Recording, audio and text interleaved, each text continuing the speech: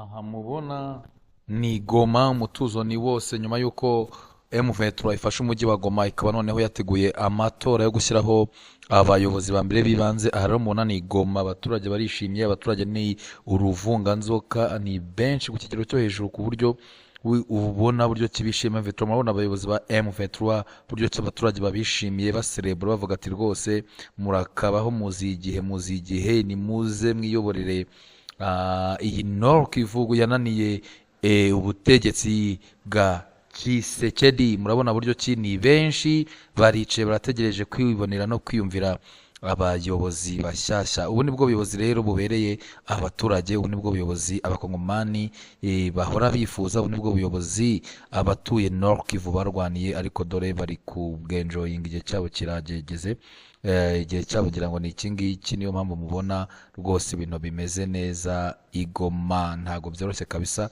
ibintu birasa neza, abaturage barishimye, umutekano ni wose, abasaza bahawe ibyicaro, buri muntu wese ku kigero cye rwose arubashywe, ararinzwe, umutekano ni wose, bari kubasaka kuva kuwa mbere kugera kuwa nyuma, ntapfa kugenda batagusatse, ntago bishoboka. Icyo gikoreka imbaraga za M23 nka bamwe bafashe umujyi wa Goma. Reka rero ibintu bikomeje kugenda neza, abayobozi namara gutorwa kandi turaza kubabwira abayobozi batowe. Aha rero indirimbo y'igihugu yaririmbwe, indirimbo y'igihugu ya Kongo yubahiriza igihugu cya Kongo. Aba ni abayobozi ba M23, indirimbo yaririmbwe, ibendera rirazamurwa nyine ariko ry'igihugu cya Kongo. Icyo mubona ni uko M23 yishimiwe n'abaturage, kandi mu ntumbero zayo ikifite yo ntabwo ari ukuvuga ngo tureme icyacu igihugu gifite ibendera ryacyo.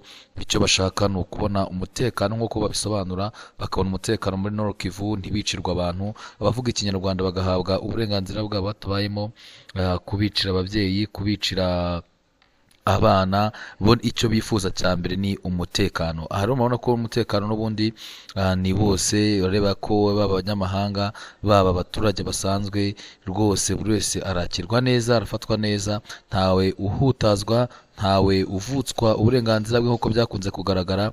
Ibi nyine bikwereka buryo ki Goma rwose imeze neza cyane kabisa.